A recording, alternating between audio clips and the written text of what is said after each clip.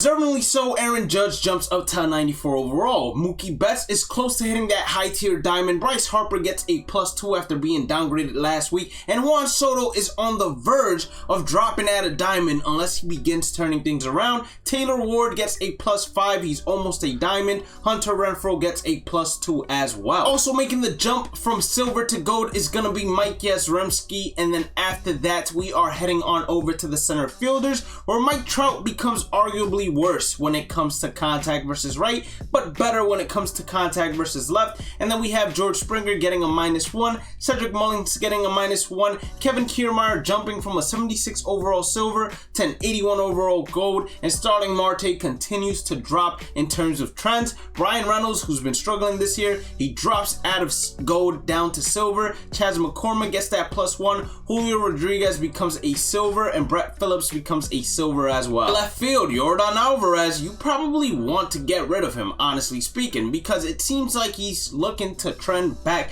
towards a gold. JD Martinez gets a +1, Jack Peterson gets a +2, and it might even go higher if he continues to stay hot. Giancarlo Stanton jumps back into gold, and then we have ourselves a couple of silvers getting some upgrades as well. Nick Castellano drops out of gold. We have Lourdes Gurriel Jr. also dropping out of gold. Alex Verdugo is getting away from gold, and then besides that, do we have any silvers that make the jump? Absolutely not. When it comes to shortstops, Tim Anderson just keeps on going up. He's a contact hitter, and right now he's the best contact hitter in baseball, in my opinion. He's hitting like 350 something, so that's really good. Francisco Lindor, he gets a -2, so he drops out of gold. I don't know why they went ahead and brought him up to a gold so quick. Xander Bogaerts, I'm just in shock. He continues to drop instead of going upwards, despite being one of the best hitters in baseball. Wander Franco gets a -2. He's currently struggling. I think in the last 27 games, he's like hitting 200. Javier Baez -2, deservingly so. Bo Bichette, who I believe started off close to a diamond, is now a silver. And then when we continue looking on, Jeremy Pena goes from bronze all the way to silver. Corey Seager drops from a gold all the way to silver. Same thing with JP Crawford. This channel for free. Hit that like button, red subscribe button, notification bell. Links are inside the description to the Twitch and Discord. Looking at third basemans, we have Jose Ramirez getting a +1, and he gets -8 contact versus left, so that makes the card a little less usable. Nolan Arenado gets a -1. I'm not sure why, but I guess. Manny Machado finally hits that diamond tier, and he has 99 contact versus right, so that's really good. They subtracted some power versus right, so that's the bad side of things, but still, if he's playing up and inside edges going his way, he's definitely going to be one of the most usable cards you have out there. Rafael Devers gets a +1. Rafael Devers gets a +1. I had to say it twice because I'm in shock. I mean, I can't comprehend this. He's one of the hottest hitters in baseball. He's slugging .608. Even if he isn't hitting for power against left-handers, if he's slugging .608, that means he must be destroying right-handers beyond what is capable, like what is comprehensible. So his power versus right should be near Aaron Judge's level, or any power hitter that has great numbers against right-handers, which means over 100. The same thing for his contact versus right, since he's hitting 340 basically. Jesus Christ, what are we doing? Alex Bregman gets a -3, Brian Hayes -1, and then we have some other guys getting closer to that gold level, as well as Josh Rojas getting a +4, going from bronze to silver. At second base, Jose Altuve gets a +1. Jazz Chisholm gets a +3. That's a pretty big jump. He hits diamond. We get Trevor Story +3 as well. He might be on diamond watch, especially if he gets that contact versus right up. Ozzie Albies drops 2 to become an 81 overall. Marcus Semien drops 3 to become an 80 overall, which both of them are deservingly so. At least Marcus Semien, I know for sure. Luis Arias, who has been one of the best contact hitters in baseball as well, jumps up 3 to finally become a silver. We jump on over to first baseman, where Paulie G becomes a diamond. Probably one of the best investments were these two guys. Paulie G and CJ Crone, if you went ahead and invested in both of them, you should be making a really good profit. When it comes to quick sell, if you went ahead and just quick sold them, you're going to make a pretty good profit. If you do it by marketplace, you probably won't make such a great profit. Freddie Freeman, he drops down to Vladimir Guerrero Jr. is on the verge of dropping out of Diamond. That is crazy to even say, especially after the year he had last year, but he was playing at a Little League ballpark just like Yankee Stadium, if you were to ask me. Pete Alonso inches closer to Diamond, and then over there we have Matt Olson dropping 5 from Diamond all the way to Gold. Max Muncy dropping 3, Jared Walsh dropping 3, Jose Abreu dropping 3, and then Christian Walker makes the jump over to Silver.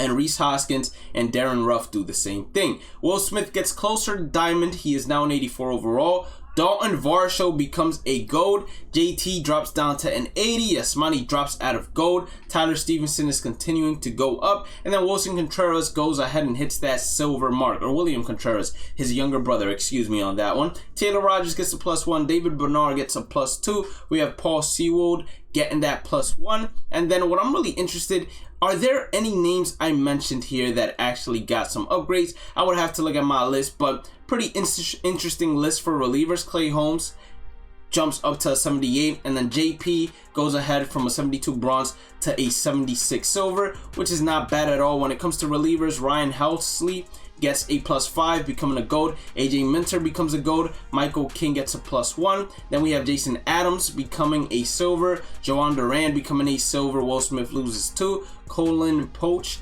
getting a Silver. And then after that is a bunch of, like, not nobodies, but people that aren't really up there. Alex Lange, I told people to invest in this guy. I know that for sure. He goes ahead and goes up. And then let's go to starting pitcher. Shohei Ohtani doesn't move at all, so I don't know what exactly they went ahead and toggled for Shohei Ohtani, as that just messed up my entire thing. But they must have did something to him in order for him to even appear there. And then we have Kevin Gausman getting a +1. Shane McClanahan actually hits Diamond. I thought for sure he was going to hit Diamond no matter what. Alek Manoah gets pretty close. Same thing with Zach Gallen, Pablo Lopez, Nestor Cortez Jr. getting closer, Zach Wheeler getting closer as well. Walker Buehler drops out of it, and the reason why he drops out of Diamond is because he's just not striking out hitters anymore. I don't know what it is that's wrong with him, but he's just not doing it. Kyle Wright goes Gold, and then do we have anybody else? Tariq Skubal, who has been pitching great, goes Gold. Miles Mikolas goes Gold. Sean Manaea goes Gold. Now we got some guys getting pretty close to that Gold tier. Eric Laura goes from Bronze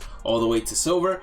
So some pretty good upgrades, and then some questionable upgrades, I'd say. But all around, it seems like it was a decent roster update, to say the least. If you didn't know already, if you didn't know already, only on PlayStation, there is currently a stub sale, 10 to 30% off. And then inside the show shop, we have ourselves a new headliner, Willie Mays. He is going to be a center fielder, 94 overall. The contact numbers versus right-handers and power numbers against right-handers are good.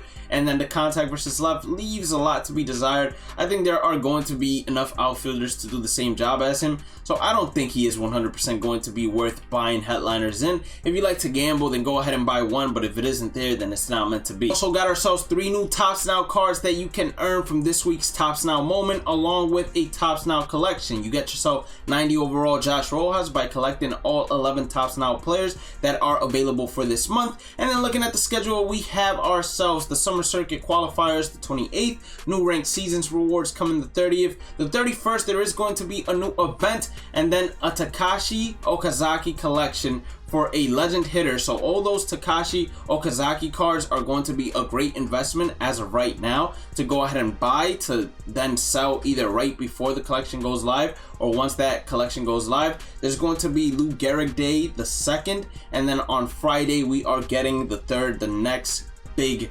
content update with 30 players inside the featured program. So I'm thinking it's going to be very similar to Team Affinity Season 1, or I should say what we received this year with the Faces of the Franchise featured program. If you did end up enjoying today's content, like, red, subscribe, notification bell. Have a blessed day and night. Stay positive, stay safe, stay blessed, and I'll catch you all on the next one. Peace out.